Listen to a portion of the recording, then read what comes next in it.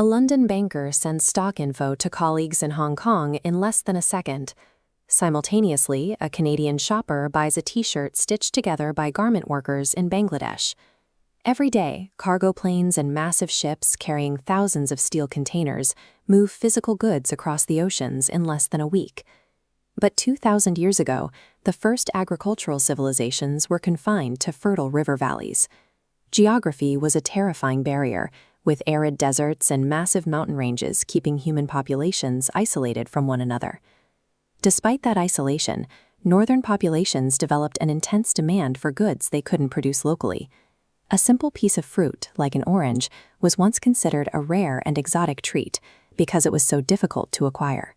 Without modern infrastructure, ancient people were forced to bridge those impossible distances by hand, slowly building a localized human network to move goods from one settlement to the next. This map tracks the main routes of the Silk Road, a 5,000-mile network of treacherous trails functioning as a decentralized web. To connect east and west, these routes skirted arid deserts and navigated the highest mountain passes on Earth.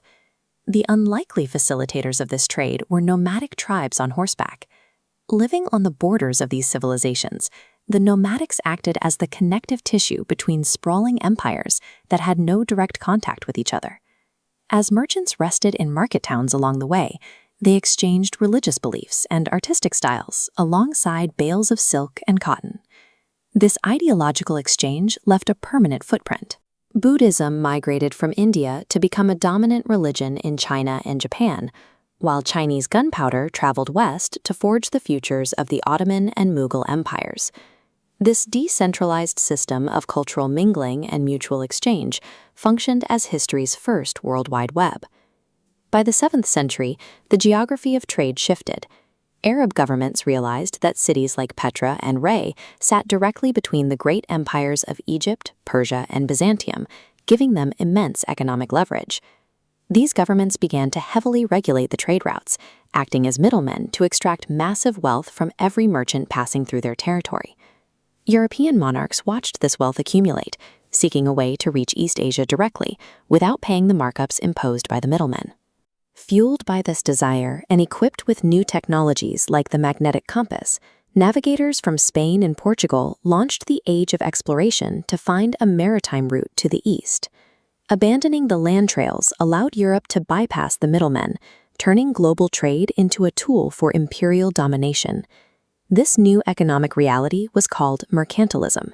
It was a policy that prioritized national wealth through conquest, where European nations stopped merely trading and started conquering.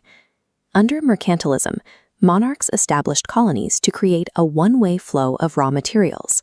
As this diagram shows, resources moved upward to the mother country, while the colonies were strictly forbidden from trading with each other.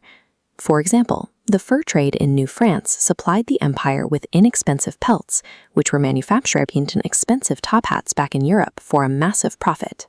This satirical image captures the goal of this system. The colonies were expected to feed the mother country with raw materials and gold to fill the monarch's treasury. Mercantilism replaced the Silk Road's decentralized web of cultural exchange with a rigid machine for extracting imperial wealth.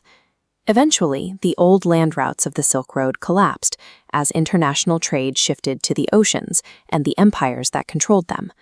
The Silk Road's success in making the world desire exotic goods is precisely what led to its demise. It created a demand that the old land routes could no longer fulfill. Even as the physical caravans disappeared entirely, this global interconnectivity remained a permanent, unbroken fixture of human civilization. The extractive, competitive mercantilist empires of the 1500s provided the structural framework for the aggressively optimized global economy we live in today. Today, ideological exchange happens instantly across the web, allowing software coded on one continent to spark a political revolution on another. Physical isolation has been conquered by technology. We have replaced months of travel with instantaneous signals sent through fiber optic cables stretching across the ocean floor. Whether we are trading silk on horseback or data through fiber optics, the fundamental human drive to connect, exchange, and acquire the exotic remains the unbroken chain driving human history.